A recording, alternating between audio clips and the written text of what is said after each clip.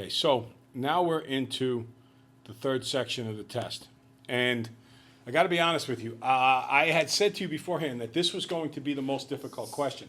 Now, we had done this as a do-it 3 straight times, and it had been on multiple homeworks, plus the lesson on it, which we actually did over 2 days. So you saw this a minimum of 8 times before the test.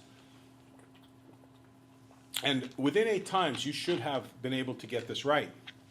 Remember, performance is a function of preparation. If you walked into the test and you were not prepared for this, then that's not a good thing. So let's go through these questions one more time and really focus on getting this down pat, what you didn't understand. All right, so I think that we started at 0, 2, and then we went through like, I don't know, whatever, 1, 4, and then we're here. The big thing is we're at this point here. That's the big thing. This was 0, 2, and this was 3, 14. All right, so 4 functions are modeled below. In each case, the average rate of change, we all know because we answer this pretty much every day, that means slope. And we know that slope is the letter M, which is the change in Y over the change in X, because slope is how you move, so we use an M. Okay, so I need to know my initial and my ending coordinates to find the slope. So in each case, the slope goes from 0 to 3. Now, first off, on A, I know the slope is 2 just by looking at this because of the old y equals mx plus b. So that's one way to do it. Or I could plug in a 0, and I can plug in a 3. See, this is x. X is 0, x is 3. X is 0, x is 3. I plug them into the function. What's 2 times 0? 0 plus 9 is 9. So if I input a 0, putting the 0 in there for x, I get out 9. If I plug in a 3, 2 times 3 is 6, plus 9 is 15. So now I have generated 2 coordinates for part A. Now I'm not going to find the slope yet, which is the rate of change. Now I'm going to go to part B, and let's do the same thing. Oh, on your test, part B was a table, x, y. And there was a 0 value, and there was a 3 value.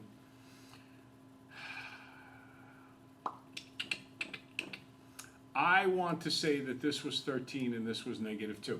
If I'm wrong about that, just use the numbers that are on your test, okay? But the bottom line is, just like this is 3, 15 here, I have 3, 13 here. Just like this is 0, 9 here, I have 0, -2 here. Now this one, letter C, I need to create, again, a pair of coordinates.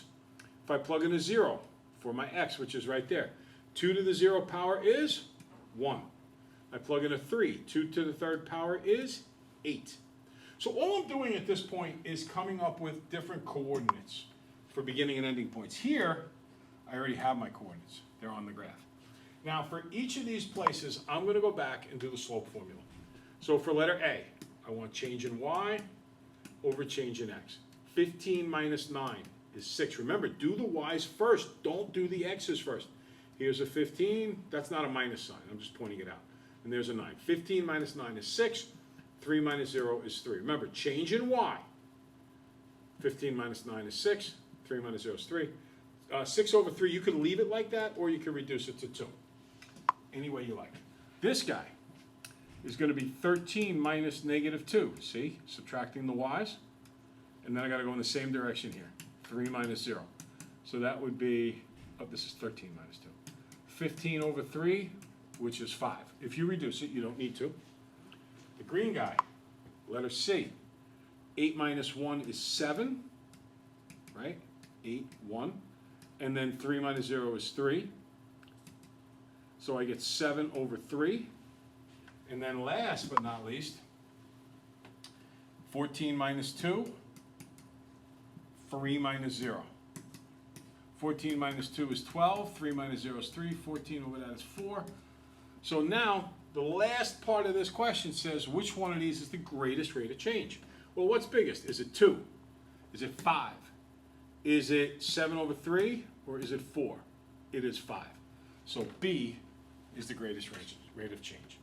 So once again, to summarize how we did this question, what we did was we made coordinates for everything. The reason we wanted to make coordinates is so that we could then use the slope formula, which is applied to the coordinates, change in y over change in X. That was the question that gave more people difficulty than anything else. And even within the other questions, sometimes it asked for rate of change, and that was the part of those questions that you messed up. So this is a biggie. To me, if you get this question down pat, it will do more to help your grade for almost all kids than any other question will. Okay, time for me to make the next video.